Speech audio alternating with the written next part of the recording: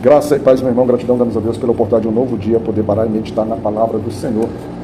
Hoje, 7 de agosto de 2025, nossa meditação está em Salmos 64 e o versículo de trabalho será o versículo 6. Nele diz assim: fazem indagações maliciosas, inquirem tudo o que se pode inquirir, até o íntimo de cada um e o profundo coração.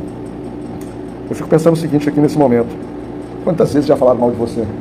Quantas vezes já falaram mal de mim? Quantas vezes as pessoas elas têm o prazer, elas se deleitam em destilar o seu veneno, em nos agredir, nos levantar. Muitas vezes, até às vezes elas falando a verdade, mas ainda a verdade elas chegam a deturpar. Elas acabam, vamos dizer assim, acrescentando a maldade. E o salmista aqui, ele está inferindo justamente sobre isso. Ele está inferindo sobre a possibilidade de pessoas que tenham atacado, mas tenham atacado, como diria o apóstolo Tiago, por aquilo que é mais venenoso no nosso coração, ou a nossa própria língua, a nossa boca.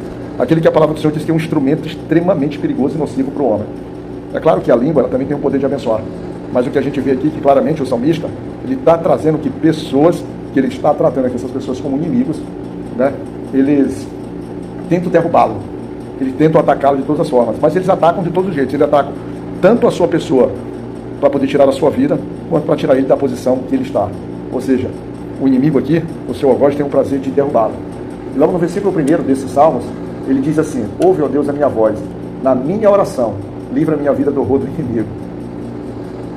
O salmista, se ele por um lado ataca o seu inimigo, coloca o seu inimigo na frente do Senhor, de posse do Senhor, pelo instrumento que é a sua língua amaldiçoada, a sua língua venenosa, o salmista utiliza esse mesmo instrumento para dizer para o Senhor, para ouvir a voz dele através da oração. Veja só, o mesmo instrumento sendo utilizado para fundamentos diferentes.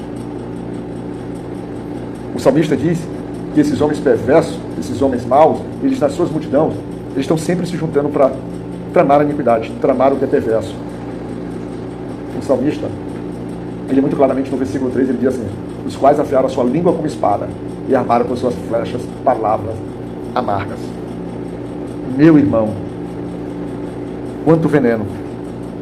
Mas é um grande desafio quando a gente percebe que no nosso convívio, na nossa relação até mesmo como irmãos, há pessoas que se postam desse jeito.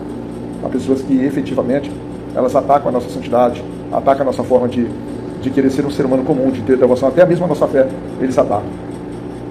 Esses homens, eles tentam se ocultar, eles tentam se esconder, eles acabam dissimulando, eles se fazem de bons moços, se fazem até de amigos. No versículo 4 ele diz assim: para de lugares ocultos atirados sobre o que é reto, disparam sobre ele repetidamente e não temem.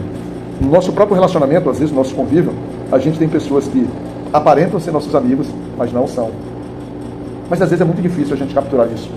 Às vezes é muito difícil, quando você se relaciona com alguém que você tem afeição por ela, você olhar para ela como um algoz, como um inimigo.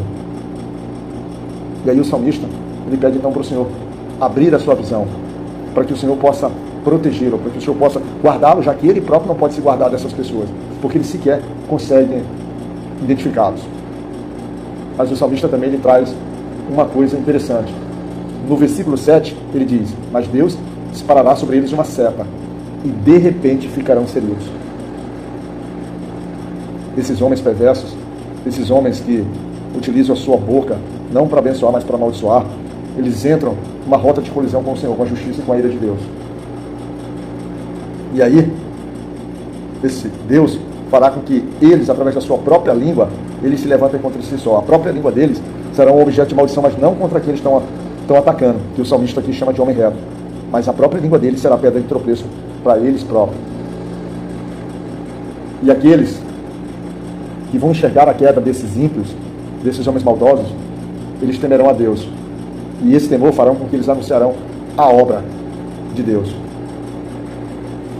Ô Pai eterno, é bem verdade que na época desses salmos, a gente vê por muitas vezes orações imprecatórias em que quem ora pede a morte ou a justiça, por justiça sobre o inimigo, para que eles pudessem ser condenados.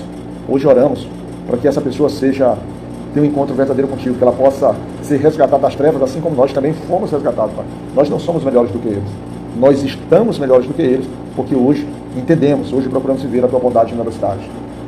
E por fim, no versículo 10, o salmista diz: o justo se alegrará no Senhor e confiará nele, e todos os retos de coração se regozijarão. A plenitude os alcançará, a alegria estará no seu coração, porque o Senhor o guarda, o Senhor o protege, o Senhor o sustenta e o Senhor os livra desses animais peçonhentos que são homens que não temem o Senhor. Com a graça de Deus Pai Todo-Poderoso, tu e tua família, que Ele possa se fazer presente em todos os teus dias, que Ele possa te guardar do inimigo que atenta contra a tua santidade. O Senhor nos guarde.